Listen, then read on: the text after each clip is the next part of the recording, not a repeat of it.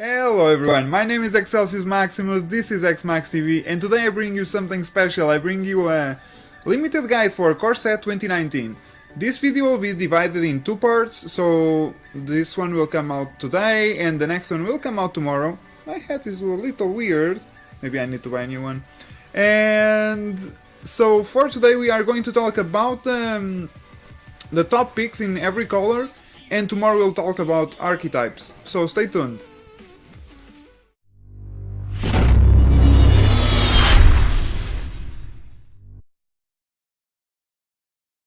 So, as I was saying, we are going to show you the top picks for every color, and except, like, I won't show for rares and mythic rares, because of course you guys know what you should pick or not in those qualities.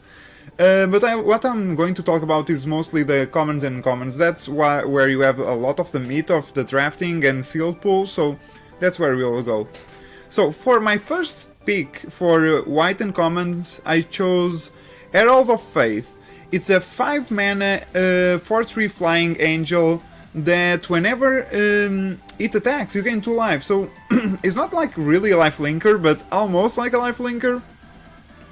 And it's a good body for what you're paying. You're paying 5 for a 4/3 flyer, which is actually already okay, but with the life gaining thing, it seems like a really solid card. My next choice for white, it's Hieromancer's Cage. It's like a seal away, but without the flash. It's not so good, of course, but for sealed is always great. You can exile any permanent, so it's always good, right? And basically that's what we have to say about it. It's good removal, so pick it. My next uncommon is Militia Bugler. Militia Bugler is a really interesting card for uncommon because it costs 3, is a 2/3 vigilance, which is already interesting. But then when it enters the battlefield, you look at the top 4 cards of your library, you choose a 2 cost 1 or less, like a card that costs 2 or less, and you put it into your hand. So basically it draws you a card, and then you put the rest in any order that you want in the bottom of the library. So that is really cool. At least you'll be able to siphon through your deck with it, so it's a really powerful card, especially for a limited environment. I think it's really great. After that we go for the commons. I didn't choose any other uncommons, I didn't thought they were like really first pickable, let's say. Of course these commons will be a little bit more mid-packy. Of course there is really rare occasions that you'll choose a common, but sometimes it will happen. For example, my first pick is Luminous Bond.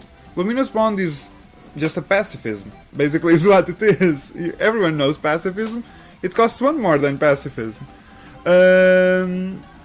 But it's a great piece of removal. You just make that the creature can't attack or block, and it's not really removal. Of course, if it has abilities, it still can use them, but it's still better than having a blocker in front of you or an attacker that can kill you, right? After that I chose Angel of the Dawn. Angel of the Dawn is actually really cool because you pay 5 for a 3/3. First of all, it's just 1 white, so it's really splashable if you need. And it's a 3/3 angel with flying that when it enters the battlefield, all your creatures gain +1/+1 and vigilance. So it basically gives an anthem with vigilance. So I think it's really good for limited. It's like a really solid card in limited. Yeah. My other white card is Take Vengeance because, come on, it's just amazing removal. Like, destroy target tapped creature. Most creatures will tap, of course. There is the vigilance thing, but most creatures will tap, and the big ones for sure will tap, because your opponent will want to attack with them. So I think Take Vengeance is like for sure great removal for drafting or sealed, of course. I also put in here Gallant Cavalry, which is basically Call the Cavalry that we have now in the Dominaria. Just it's a creature that summons another creature, and Call the Cavalry is to you just do a spell that puts out 2 tokens.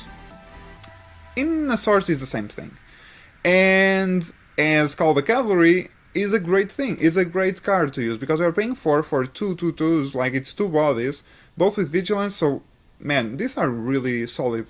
Is a really solid card to choose. Now we are going to blue. In blue, I put it Departed Deckhand as one of my uncommons. I was like kinda on the fence on it, but then I started to think, you're paying 2 for a 2/2, that is unblockable. except by spirits, but almost no one will be playing spirits. And then you can make other creatures basically unblockable, except by spirits once again. So yeah, I think it's actually a cool card to play. It's like a little bit build around. Let's say you have to try to defend yourself and just finish your opponent off with this. But in a board style, this is amazing. You always will kill your opponent. Of course, it's fragile because any spell will kill it. Like even if your opponent is like if your opponent is really like, oh my god, I can't deal with this, it pumps it or something, it just dies. But it dies, so that makes it weak. On the other hand, it's a finisher in its own way, so that's why I put it here.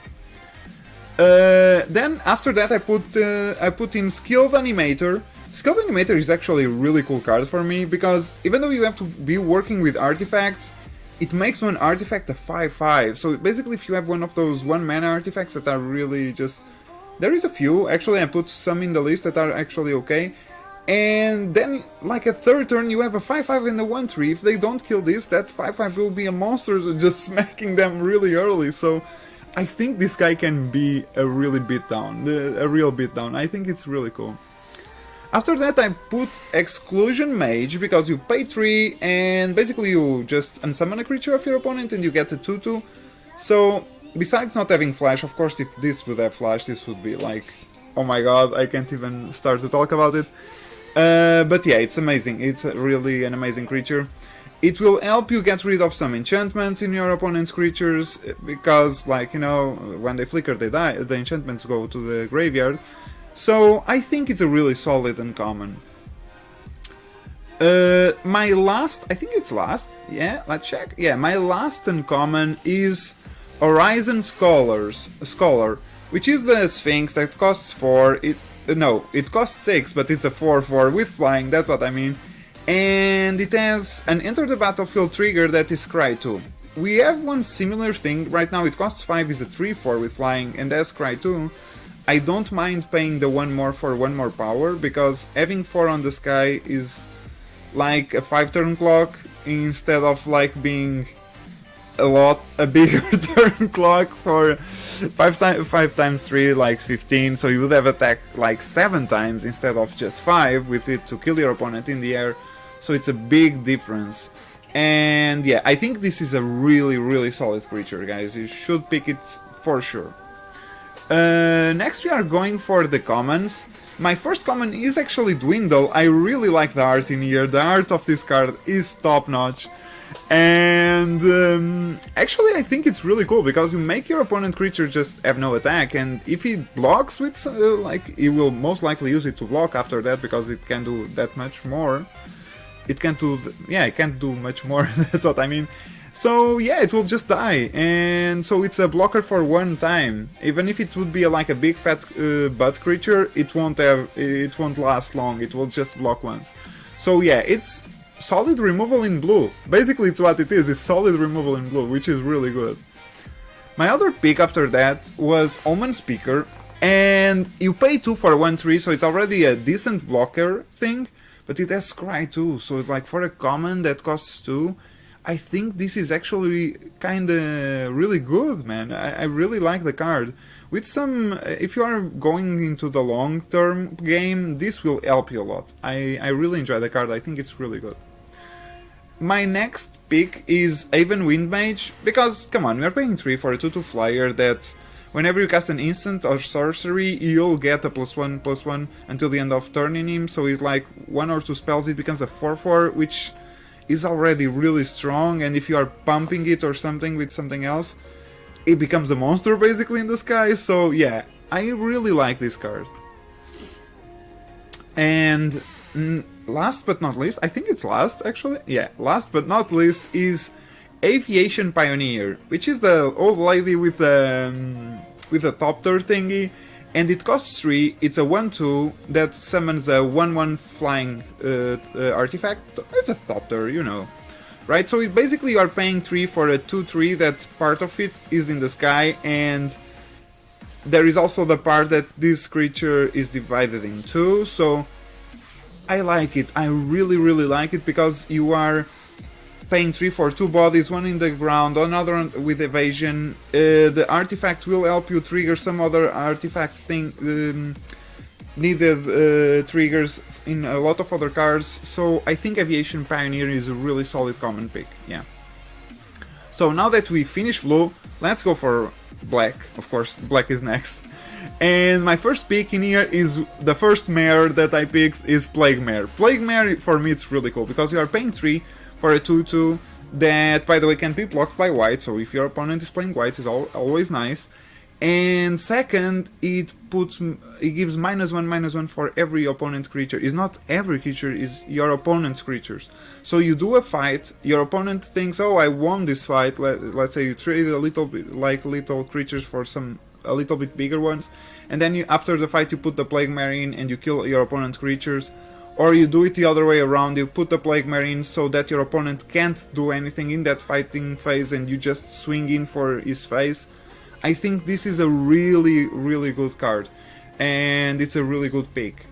So after the Plague Mare, I went for Gravedigger. Actually, Gravedigger is one of those old cards that is so proven that it's good in Limited that you just always have to pick it. Like, come on, you are paying 4 for a 2/2 that draws you a card basically, and it's a card that you want that is in the graveyard.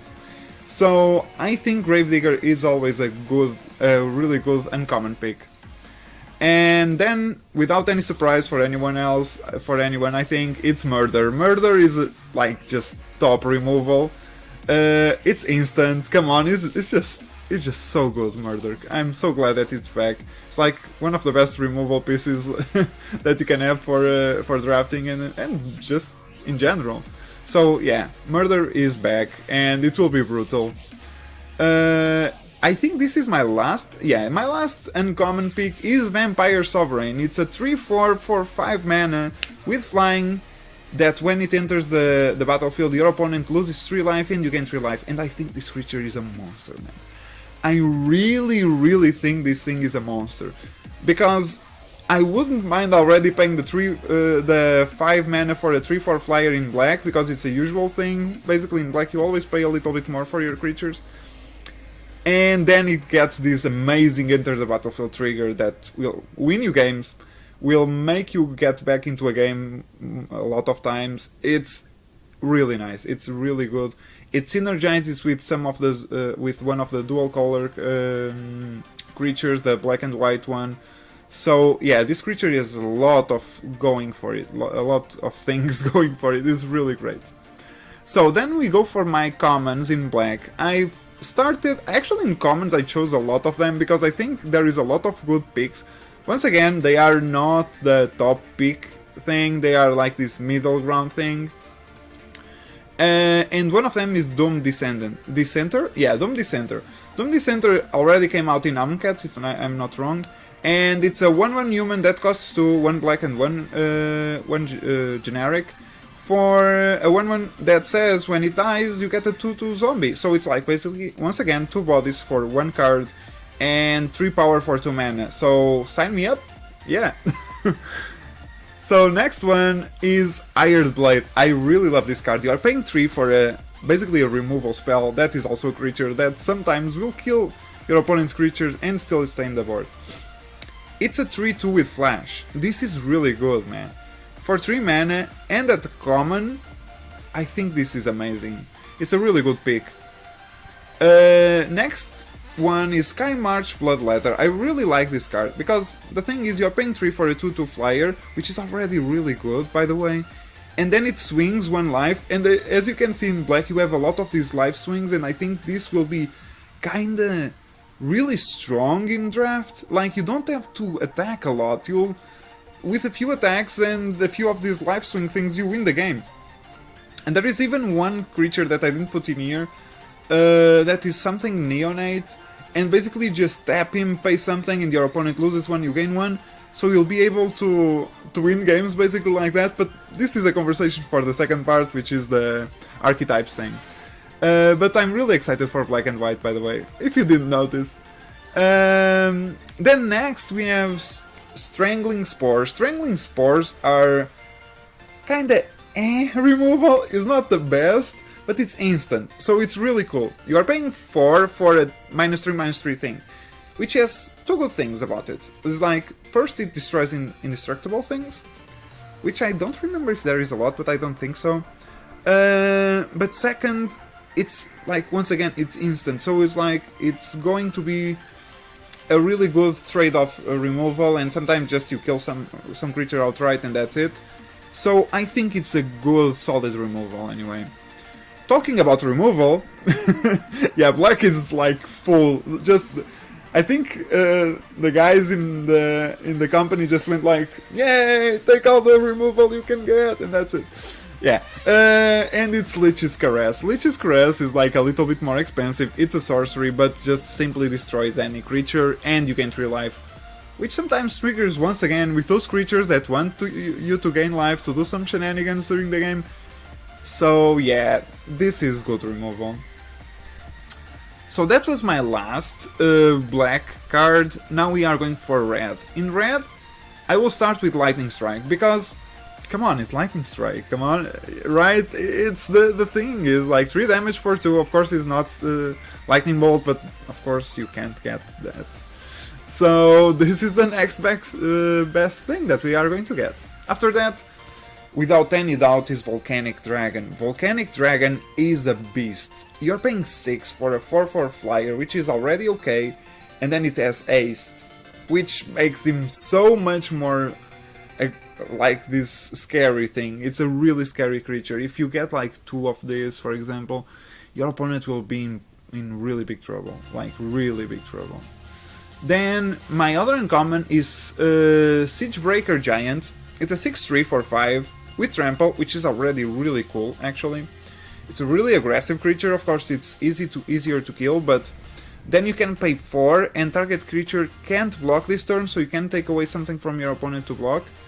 So I really think this can be a really solid pick. After that we are going to the commons in red. I'm sorry.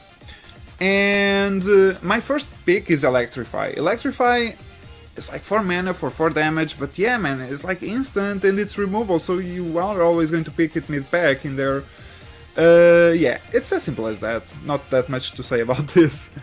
Then I chose the Spark Tongue Dragon. At first I was kinda iffy on the card. I was like thinking, man, you're paying 5 for a 3/3 flyer, which is okay, but then you have to pay more 3 to deal 3 damage. But it's always good in the sense that you pay 5 for a 3/3 dragon if you want, or you pay 8 for a 3/3 dragon with flying, not forgetting that will deal 3 damage in any way you want, like if you can hit it on creatures, planeswalkers or players, so it's flexible. That's the good part about it. It's a really flexible creature. So yeah, that's why I chose it. I think it's really good. After that, I chose Bogart Brute because I think it's amazing, man. It's like a 3/2 with Menace. This is so good in Limited. So good in Limited. So aggressive so early. I think it's a great pick. After that, I chose also Evoc Devils. Evoc Devils are really nice. Evoc Devils are... oh man, just like, you are paying 4 for a 4/3 Trampler. At this moment we have the same cost for a 4/3 also, that is seeing a lot of play that loots. So changing loot for trample, I know it's kinda sometimes you want a loot, but this trample a lot of times can win you the game, so I think it's a fair trade, and I think you'll pick this as much as we pick right now the other for drop in red. After this we go to the green cards. In the green I chose my other mare, which is Vinemare. Vinemare for me it seems like a really powerful pick, especially if you are going to put some enchantments into it. It can become a monster, right? Because it has X-proof, so your opponent can kill it, just take it out, you can take it out of the board. Your enchantments start to be a really safe bet into her, so yeah, I think this is a great creature. And it's a 5/3 for 4, so it's like really good. After that I chose Ghast Bark Twins. Yeah, Ghast Bark Twins. A lot of people are saying trashy things about this card, but even though you're paying 7 for a 7/7, it's a 7/7 with trample that can block 2 creatures. So if you're on the offense, it's a really good payoff. If you are on the defense, it's also really cool, because you can block 2 creatures with this. So I don't see what is all the fuss about this being bad. I think this in green is a really solid thing, yeah. For the next, we go for the commons in green, and I chose Colossal Dreadmaw because, man, you're paying 6 for a 6/6 Trampler. I don't see what is what is wrong with that. It's basically going back to Ixalan with the giant dinosaur things. Yeah, I think this is worth it. This is always worth it, the 6 mana, so yeah, just pick it. Then I chose Daggerback Basilisk. I think this is a really good reprint, for Limited especially. This thing will be headache for a lot of people. This will be a really big headache. And also I picked for the possibly one of the few removals in green, if not the only one, is Rabbit Bite. I think Rabbit Bite is really good, because it's not a fight mechanic is one creature will deal damage to your opponent. To a creature that your opponent controls, that's what I mean. And you have to think it's the creature dealing the damage. For example, if you are playing with the Basilisk will automatically kill any other creature, because he has that touch, so he'll give the damage. If I'm not wrong, I think I'm not, I think this works like this. So in that sense can be really strong, but even without that part, if you have a giant creature in the table, and your opponent has a giant creature, and if they would fight, they would kill each other, like this, you kill your opponent's creature and you don't kill yours, which makes you, which puts you at a giant advantage, and it's amazing. So yeah, I think this is a really solid pick. Then we are going for artifacts. My first choice in uncommon artifacts is Meteor Golem. You pay 7 for a 3/3. Of course, yeah, it's heavy, but it's a 3/3 that when it enters the battlefield it says destroy target non-land permanent. And that is priceless, right? Your opponent has a Planeswalker, you destroy a Planeswalker. Your opponent has a giant 10/10 creature, if somehow he gets there, you destroy a 10/10 creature. So Meteor Golem seems like a really solid pick, and you still get a 3/3 body, so it's nothing to laugh at. It's a really good card, especially because you are doing one card that does 2 things. It's 1 body and 1 creature destruction. It's like Ravenous Chupacabra in Ixalan. I think these creatures are really high value. They are really good. So next, I actually put Fountain of Renewal, because if you are going to... I know at first it's like, oh, it's a one drop artifact, it's kind of weird though, and... But then you start to look at him, and it's like, at every turn you are gaining 1 life, which in the long of the game, usually you'll gain like 5, 6, 10 life with this, because you are in drafting, so it goes always a little bit longer usually, which is a lot for 1 mana, and then when you don't want it more, you just pay 3 and draw a card, and I think that's a lot of value. I really like this card. So yeah, I think you should give it a try in drafting. Then I go for commons, and for commons I think I only chose 1, yeah. For commons artifacts were kinda poor, but there is a good one, and it's Sky Scanner. It's like a 1/1 with flying that draws you a card. And for Limited this is good. This is actually really good, especially if you are playing in the artifacts theme. This is a good card to pick, yeah.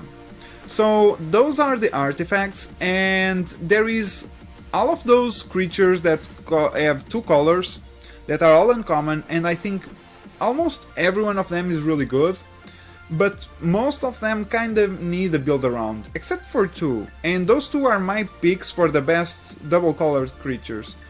Especially because first they don't need a build around, and second, they on their own are extremely powerful, like really extremely powerful. My first pick is Draconic Disciple. Draconic Disciple is like, what the hell were they thinking to print this? It's a mana dork for 3, of course, but it's a 2/2. It's not like a 1/1 or a 1/2 like usually they are. And it gives you mana of any color. It's not green, it's not red, it's any color. So in that sense, already amazing. And then is like mid-late game you say, oh, I can't pay, this creature is not doing anything more for me. I pay 7, sacrifice it and transform it into a 5/5 dragon with flying? Come on. That is so much value into 1 card. It's really amazing. I really tell you guys, pick this card. This is an amazing pick for you guys if you are playing in red and green. My other pick of all of these cards is Poison Tip Archer. This elf has everything. Let me tell you. This guy has reach, this guy has death touch, and whenever any other creature dies, it's not your creatures, it's any other creature dies, your opponent loses 1 life. So this guy is a defender and is a aristocrat at the same time. So yeah, you pick this. You pick this because your opponent is going to lose like 3 or 4 life because of this dude without him even attacking. And then he can't attack you with anything because you can block everything with this guy. So yeah, this guy is amazing. And so that's it, guys. These are my picks for the best cards in Limited for Core Set 2019. In the next video for tomorrow, I'm going to tell you what are the best archetypes and how they will work. And I hope you guys enjoyed it. It was amazing to do this video. I really like to do this kind of videos. I hope you guys enjoy. I said this already. So for everyone that is watching, thank you and goodbye.